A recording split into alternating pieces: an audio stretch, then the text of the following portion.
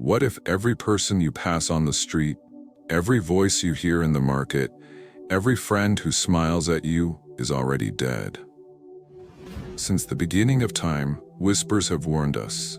The dead outnumber the living, not just in forgotten graves, but here, now, all around you. Ancient mystics, lost civilizations, and secret texts all hint at a forbidden truth. Most of what we call life is nothing but memory replaying itself. Tonight, you and I will cross a threshold few dare to even approach. We will uncover the ancient teachings that claim the world is filled not with the living, but with echoes. We will explore why certain eyes seem hollow, why familiar faces sometimes feel like strangers, why the air itself can taste empty. But beware, once the illusion shatters, you may never walk among crowds the same way again. Are you ready to see the world for what it truly is? Let us begin.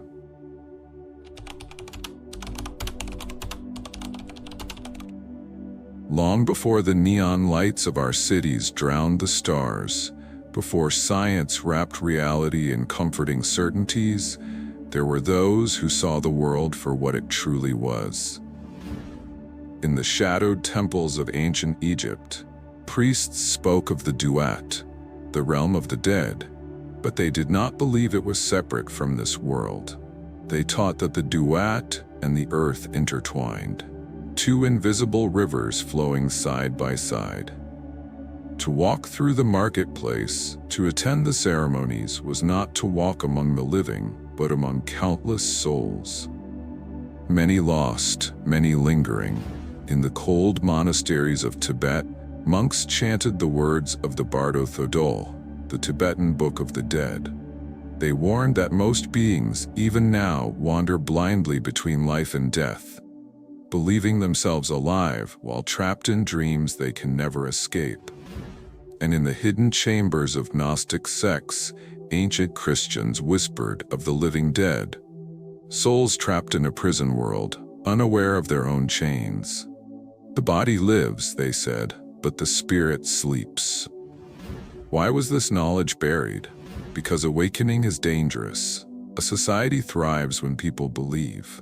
Believe in the system, believe in tomorrow, not when they begin to question whether they and those around them are already lost. And so the question grows heavier. If the ancient world knew the truth, have we simply forgotten it, or have we been made to forget?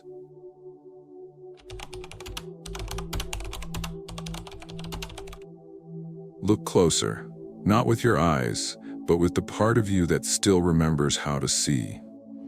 What if the difference between the living and the dead was not heartbeats, but awareness? Across countless traditions, a haunting idea repeats. True death begins when consciousness fades. A man may breathe, speak, even love, and yet be nothing more than a memory, repeating itself. Imagine this. A marionette dances in the market square. It laughs, it cries, it kneels in prayer. But its movements are all mechanical, responses to invisible strings. The ancients warned, most of humanity lives exactly this way. The Sufis called them the sleepers, the Taoists empty vessels, the Gnostics the blind. For my own path, years spent quietly studying, observing, I began to notice it. Conversations where words flowed, but no real fire lived behind the eyes. Crowds moving as one, not out of purpose, but momentum. Smiles that felt like echoes, like the faint after-image of a sunset long gone. At first, it broke my heart to realize that many I loved were moving shadows, trapped in lives they never truly chose. But with that sorrow came a fierce clarity. Awakening is not something you wait for. It is something you seize. And now the mirror turns back to you. In a world of echoes, are you a voice or just another ghost?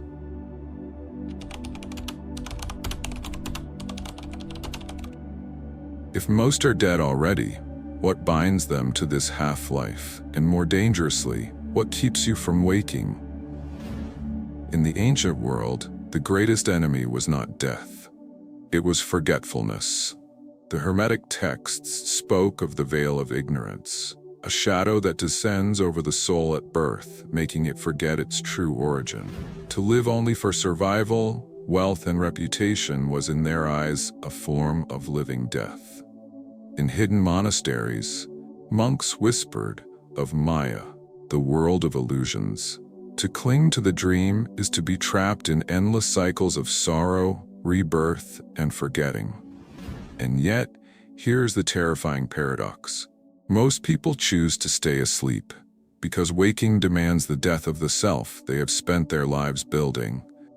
The ego must crumble, the masks must be torn away, the comforting stories must be burned in the fire of truth. I have lived this death many times, feeling the ground vanish beneath old beliefs, watching familiar faces fade into unfamiliar strangers. Standing at the edge of all I knew, with nothing but the raw pulse of existence to hold on to. It is a lonely road, and yet it is the only road that leads to true life. The myths understood this. Orpheus, descending into the underworld. Inanna, stripped naked at the gates of death. Christ, descending before resurrection. Each journey begins the same way, by realizing that the world you knew was already a graveyard. And so now the mirror turns one last time. Will you be among the few who awaken, or will you remain a beautiful ghost? In a world of beautiful ghosts?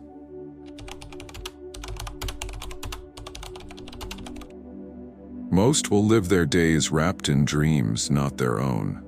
Their footsteps will fade like mist before the dawn. They will believe they were alive, yet never truly awaken.